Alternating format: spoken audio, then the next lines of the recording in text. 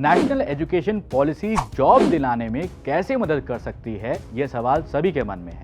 बस इसी सवाल के जवाब को हम इस वीडियो में आपको समझाने की कोशिश करेंगे। मेरा नाम है सैयद सोबान। चैनल को सब्सक्राइब करें और बेल आइकन प्रेस कर लें।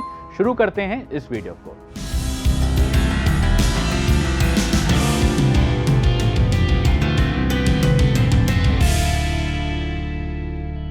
राष्ट्रीय शिक्षा नीति 2020 या कहें एनईपी 2020 इंडियन एजुकेशन सिस्टम के लिए एक गेम चेंजर साबित हो सकती है। एनईपी का ऑब्जेक्टिव हमारे पढ़ाने और सीखने के तरीकों को बदलना और इसे और रिलेवेंट, होलिस्टिक और इनोवेटिव बनाना है।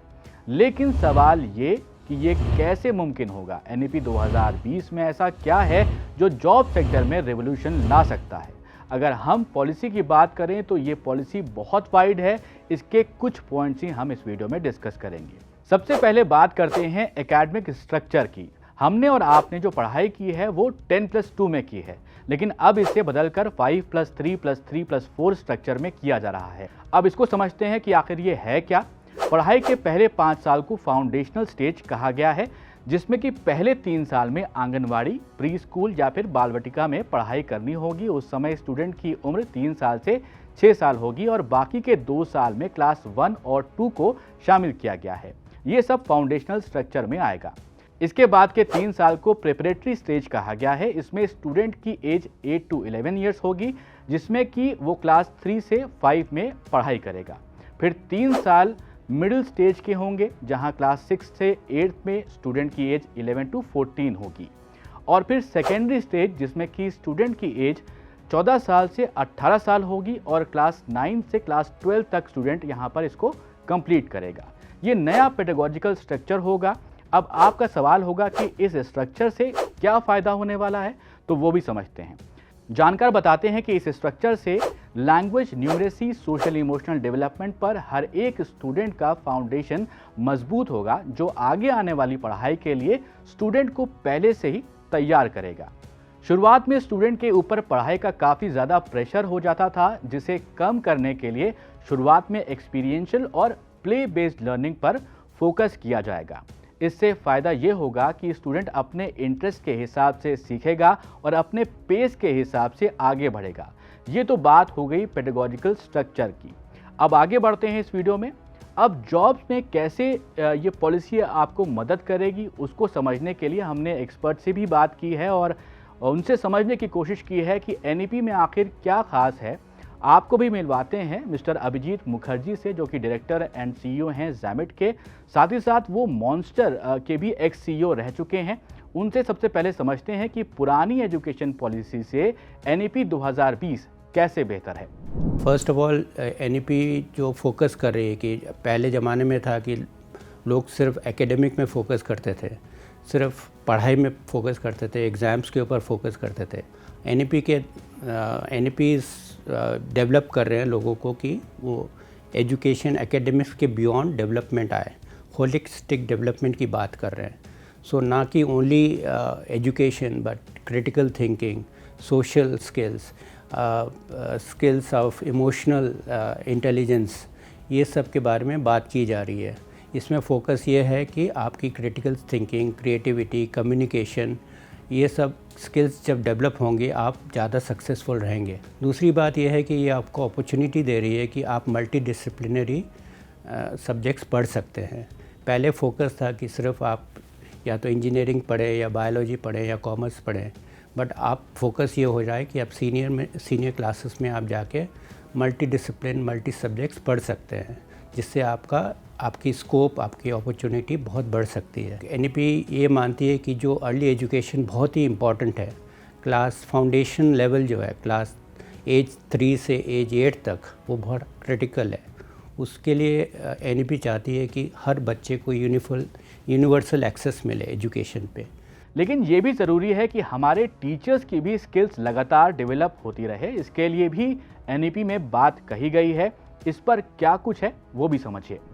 एनईपी फोकस कर रही है कि टीचर्स की ट्रेनिंग हो, टीचर्स का जो एक टीचर है वो नए ज़माने के टेक्नोलॉजी, नए ज़माने के सब्जेक्ट के बारे में जाने। उनकी एक 50 घंटे की कंटिन्यूस प्रोफेशनल ट्रेनिंग जिसको हम CPD कहते हैं, इस पे वो एम्फेसिस कर रही है। सो एक टीचर के लिए अगर टीचर अगर अच्छा रहेगा, इम्प्रूव करेगा, तो बच्चे में वो सबसे ज़्यादा इम्पैक्ट लाता है, ये मान के चलते हैं।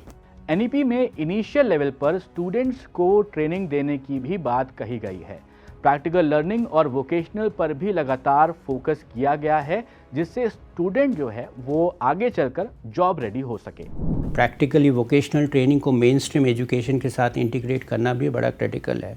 इसके लिए जो अपॉर्चुनिटी खुलती है लोगों के लिए कि वो इस तरह के जॉब्स के वोकेशनल जॉब्स की तरफ भी आगे बढ़ सकते हैं, जैसे हेल्थ केयर हो गया या टूरिज़्म हो गया, एक स्पेशलाइज्ड जहाँ पे आपको वोकेशनल ट्रेनिंग की ज़रूरत है, ये सब जॉब्स भी आपके सामने दरवाज़ा खुल जाती है।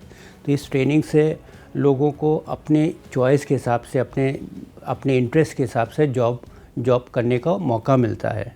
जब हमने मिस्टर अभिजीत से पूछा कि आगे आने वाले वक्त में NEP से किन सेक्टर्स में और ज़्यादा ऑप्शंस देखने को मिलेंगे, तो उन्होंने अपना एग्जाम्पल देते हुए बड़े मज़ेदार ढंग से बहुत कुछ समझाया और ऑप्शंस के बारे में बताया। सुनिए वो क्या कह रहे हैं। आई थिंक सब सेक्टर्स, मैं जैसे अपने बारे में बात करूं, जब मैं पास आउट किया था तब मैं सिर्फ मेरे सामने इंजीनियरिंग बनना था या डॉक्टर बनना था या कॉमर्स पढ़ना था। सो चूँकि मैथ्स के टीचर अच्छे थे तो मैं इंजीनियरिंग पढ़ा, इंजीनियर बन गया। आज के दिन में इतना सारा अवेयरनेस है और NEP का जो फोकस है, आपके सामने बहुत सारे ऐसे जॉब्स ऑप्शंस खुल जाते हैं जो कि पहले सोचे भी नहीं जा सकते थे। क्रिएटिविटी के रिलेटेड जॉब्स हो गए या वोकेशनल ट्रेनिंग रिलेटेड जॉब्स हो गए, जैसे मैंने आपको कहा। मैं अर्ली एज से अपने इंटरेस्ट रिलेटेड जॉब्स की तरफ जा सकता हूँ।